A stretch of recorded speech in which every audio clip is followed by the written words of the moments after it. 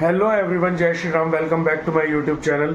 सो guys, जैसा कि आपने लास्ट व्लॉग में देखा था कि हम लोग घर आ गए थे बारिश में काफ़ी भीगे थे, तो मेरी आकर के थोड़ी सी तबीयत ख़राब हो गई थी। फीवर, कफ और कोल्ड हो गया था। तो उसके बाद 1-1.5 दिन रेस्ट करा। फिर मैंने कल कोई व्लॉग नहीं आया होगा जैसा कि आपने देखा होगा। तो फिर मैंने आज सोचा कि अब उठता हूँ, ब्लॉग बनाता हूँ, क्योंकि इतना लंबा गैप भी अच्छा नहीं है। कि बारिश कंटिन्यू हमें मिली है इस ट्रिप पर। इससे पहले 10-10, 12-12 दिन की ट्रिप करी है, पर इतनी ज़्यादा बारिश कभी नहीं मिली। इस ट्रिप पर मुझे सबसे ज़्यादा बारिश मिली है। तो जैसे कि मैंने आपको फर्स्ट व्लॉग में जब अपनी यूट्यूब स्टार्ट करा था तो मैंने आपको बोला था कि जब ट्रिप कंप्लीट हो जाएगी तो मैं आपको सारा उसमें एक्सपेंसेस वगैरह सब कुछ दिखाऊंगा कि मेरे कितना खर्चा आया इस ट्रिप में।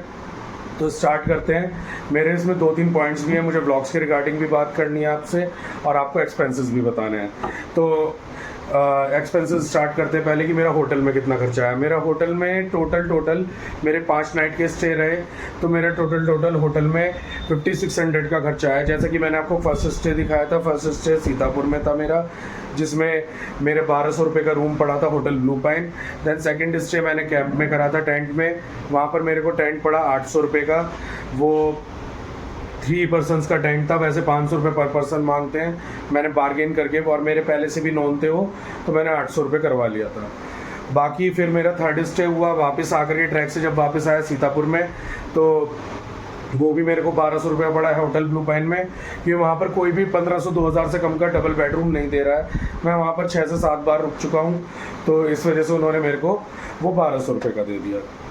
देन फिर हम पहुँचे बद्रीनाथ में मेरे को 1000 रुपये का रूम पड़ा। उन्होंने मेरे को 1500-1800 रुपये बोले थे, लेकिन वो 1000 रुपये में बार्गेन करके मान गए। देन लास्ट स्टे हुआ मेरा श्रीनगर में। वो काफ़ी अच्छा रूम था, जब मैंने आपको वीडियो में भी दिखाया था। टॉयलेटरीज, एसी वगैरह सब कुछ था उसमें। और वो रूम के उन्होंने मेरे को 2000 बोले थे, उन्होंने एंड में 1200 करके मेरे को फाइनल कर दिया था। तो ये था मेरा टोटल होटल का खर्चा, जो मेरा 5600 आया। बाकी आप लोग बार्गेन कर सकते हैं, लोग ज़्यादा से ज़्यादा बताते हैं।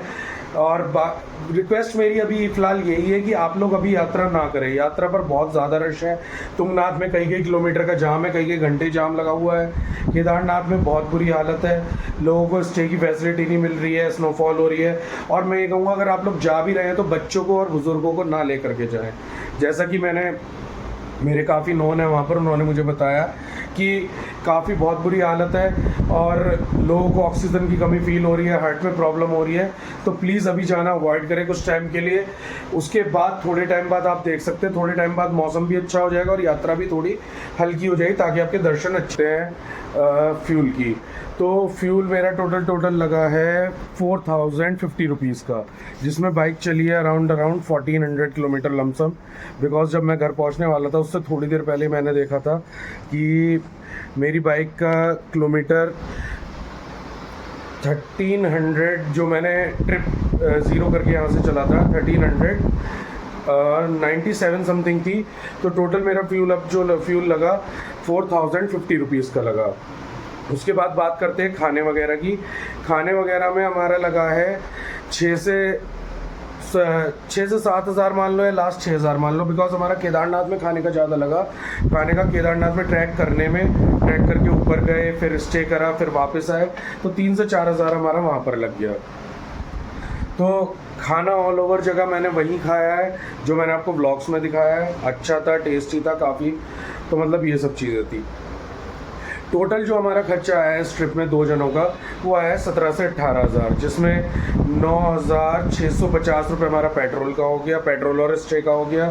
उसके अलावा 5 से 6 हज़ार रुपये आप खाने का मान लो, 15 हज़ार टोटल ये हो गया, 15,650। और 2 से 2,500 रुपये लाइक जैसे कि पार्किंग थी 70 रुपीज़ की, 12 आवर्स की पार्किंग थी हमारी। 4 घंटे 48 घंटे बाइक वहाँ खड़ी रही, तो उन्होंने 280 रुपये चार्ज करा। बैग और हेलमेट लॉक रूम में डिपॉजिट करवाए, तो 200 रुपये उन्होंने उसके लिए। बाकी जीप से गए, जीप से आए, उसके हुए प्रसाद वगैरह। तो ये सब चीज़ें मतलब छोटी मोटी, ये 2 से 2,500 की। तो हमारा 17 से 18 हज़ार का टोटल खर्चा लगा। तो ये तो हुई खर्चे एक्सपेंसेस की बात। तो व्लॉग्स की बात में आपने देखा होगा शायद, मैंने एक केदारनाथ की रियलिटी के ऊपर व्लॉग डाला था, तो उसके ऊपर अभी मैं आपको बताया, तो मैंने लास्ट किसी व्लॉग में जिक्र नहीं करा कि मेरे पास इंस्टाग्राम पर थोड़ा थ्रेटन मैसेज आया था कि इस ब्लॉग को डिलीट कर दो, नहीं तो आपके अगेंस्ट एफआईआर हो जाएगी, आपका यूट्यूब चैनल डिलीट हो जाएगा, ये है, आपकी अभी नई स्टार्टिंग है। तो यार देखो, जो रियलिटी है मैं वो दिखाऊंगा, मुझे उन चीज़ों से फ़र्क नहीं पड़ता है। डिलीट करवाना है करवा दो, मैं पहले भी रह रहा था, ये तो मैंने अभी शुरू करा है, मैं आगे भी यूट्यूब के बिना रह सकता हूँ, ऐसा कुछ नहीं है। बट मैं जो भी है वो आपको रॉ दिखाऊँगा, रियल दिखाऊँगा, क्योंकि अब भी रील्स आ रही हैं कंटिन्यू, और कुछ इन्फ्लुएंसर्स ये डाल रहे हैं कि आधे घंटे में दर्शन हो रहे हैं, 1 घंटे में दर्शन हो रहे हैं, लेकिन जो लोग वहाँ पर जा रहे हैं, जो नॉर्मल पब्लिक है, जो वहाँ की नॉर्मल पब्लिक है, वो रील्स डाल रही है कि 4-4 किलोमीटर लंबी लाइन चल रही है और वीआईपी दर्शन चल रहे हैं। किसी ने मुझे मैसेज करके ये भी कहा कि 20,000 लोगों की कैपेसिटी है वहाँ पर और जा रहे हैं 2 लाख लोग। अरे भाई, जा क्यों रहे हैं वो? यात्रा किसने 24 घंटे खोली है? खच्चर 24 घंटे क्यों चल रहे हैं? और जीप वगैरह 24 घंटे क्यों चल रही हैं? सिर्फ गवर्नमेंट और प्रशासन ने ही तो अलाउ करा है, और किसी ने तो नहीं करा। और मैं ये कहना चाहूँगा कि मैं कोई गवर्नमेंट के खिलाफ नहीं हूँ, मैं खुद बीजेपी को मानता हूँ, मैं खुद श्री योगी आदित्यनाथ जी का बहुत बड़ा फ़ैन हूँ, लेकिन जिसकी जहाँ गलती है वो मैं दिखाऊंगा।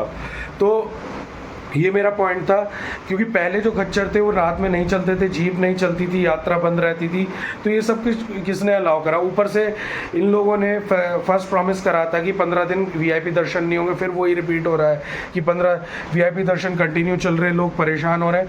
तो ये सब चीज़ें जो हैं वो मैं रियल दिखाऊंगा, और अदर इन्फ्लुएंसर्स की तरह फेक नहीं दिखा सकता हूँ।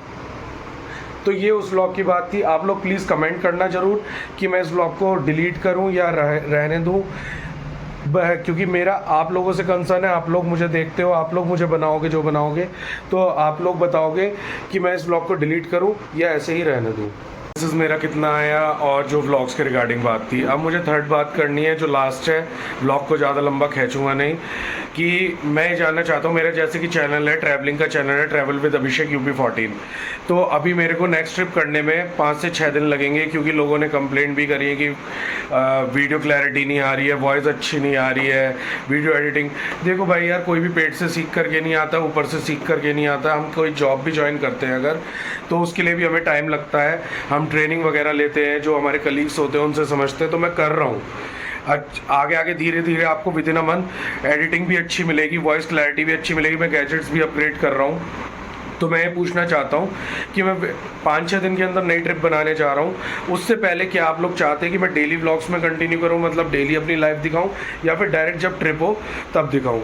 तो प्लीज़ इस चीज़ का आप कमेंट ज़रूर करना है, मेरे को इंस्टाग्राम पर DM करना। मैं फिर से इंस्टाग्राम हैंडल बता देता हूँ अपना। इंस्टाग्राम हैंडल है sanatani_hindu_0998। यूज़र नेम है इंस्टाग्राम का अभिषेक ठाकुर, और फेसबुक का भी सेम ही है, अभिषेक ठाकुर। तो प्लीज़ आप मेरे को इस चीज़ का कमेंट ज़रूर करना। बाकी आपको कोई भी क्वेरी है, इशू है, यात्रा से रिलेटेड इन्फॉर्मेशन चाहिए कि हम कहाँ स्टे कर सकते हैं, कहाँ खाना खा सकते हैं, ना कि सिर्फ केदारनाथ, बद्रीनाथ हो गया, गंगोत्री, यमुनोत्री, और आपका तुंगनाथ वगैरह, मध्यमेश्वर। तो अभी मध्यमेश्वर और रुद्रनाथ तो अभी चालू ही नहीं हुए हैं, दोनों 2 केदार। तो बाकी आपको कोई भी इन्फॉर्मेशन चाहिए, कहीं भी ट्रिप करनी है उत्तराखंड के अंदर, तो आप मेरे को कांटेक्ट कर सकते हैं। आप मुझे DM करिए या कमेंट करिए, मैं आपको पूरी इन्फॉर्मेशन प्रोवाइड करूंगा।